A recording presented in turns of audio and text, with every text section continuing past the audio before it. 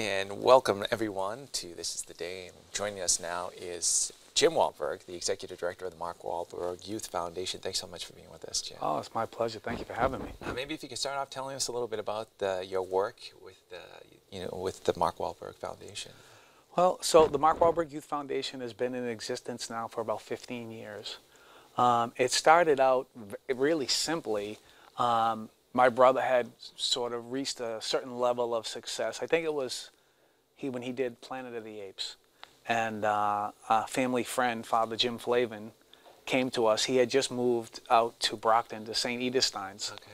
And he was telling us a story about their gymnasium and the fact that it was sort of the centerpiece of the community. It was really the only safe place for kids to congregate in the evening and on the weekends.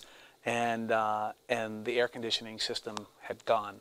And he came to us and said, could you help us get this new air conditioning system? So that was actually the day that my brother and I sat down and said, okay, what are we going to do here? Like, you've gotten to this place, and now there's a certain level of responsibility that comes along with that.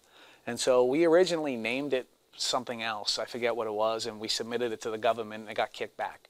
So I went to him and I sat down with him and I said, listen, I think we should name it the Mark Wahlberg Youth Foundation. And I said, I think if when I call some corporate executive and I say, hey, it's Jim Wahlberg from the One Kid Foundation, I'm getting put on hold. Yeah.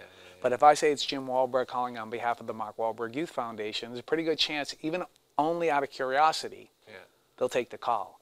And so that's really how it began. So our first big project was doing we renovated the entire gym, actually, and it was, I forget what amount of money it was. I think we raised $500,000. Wow. And then, you know, it's been 15 years, and we've done some good stuff. I mean, again, it's all about the way we were raised. You know, my mother would be like, yeah, now what? Okay, so you're a big star. Okay, great. Now what? What are you doing to change lives? Yeah.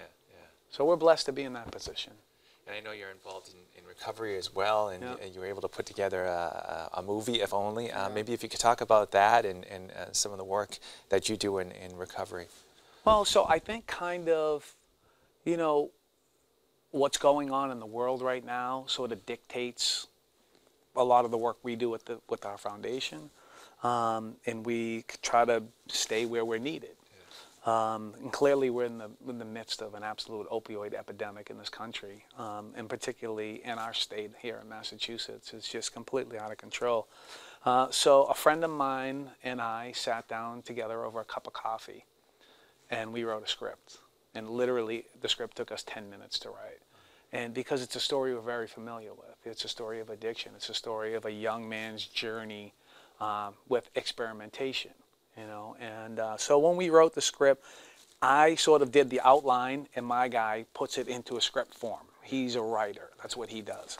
And so I said a couple of things have to happen. One, somebody's not going to make it. Two, there's going to be a Catholic funeral. And three, I want families that lost loved ones to be involved in the process of making this movie.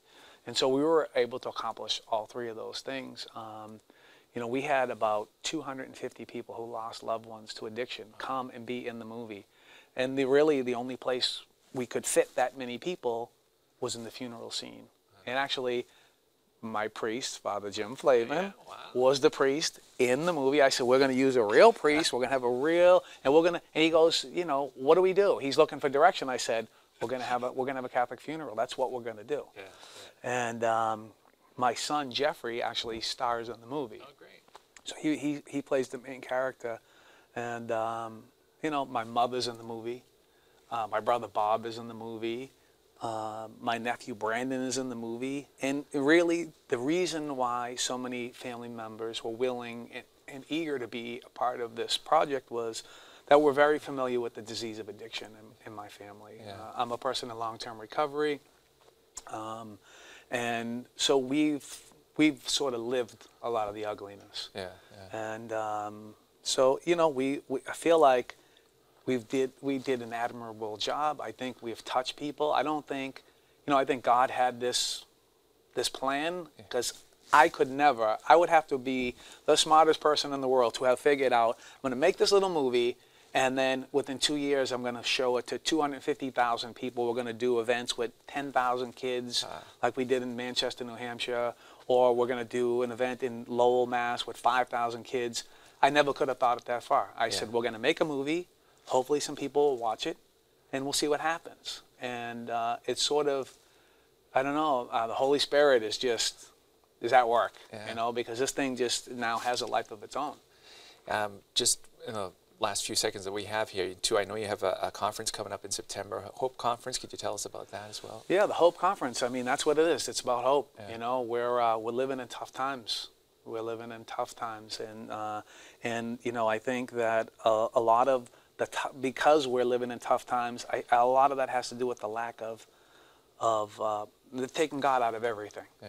You know, they really have. They're taking God out of everything. So, yeah, we want to bring hope back, right? Yeah. So we're going to get together. I think, is it like 1,000 people? I mean, it's going to be a lot of fun. There's some other guys that are going to come and speak, probably guys that are a lot more qualified than I.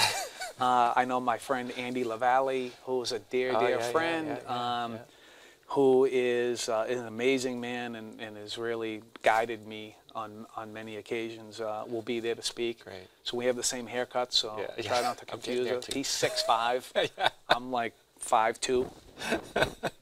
That's great. If people want to find out more about the foundation, about your work, where would they go? So you can go a couple of different places. One, you can go to the Mark Wahlberg Youth Foundation.com or .org, either. If you want to see the movie If Only, you can go to on YouTube. The movie is up, and it's If Only the movie at YouTube. Great, great. Thank you so much for being with us. And we're going to return to the rest of This Is the Day.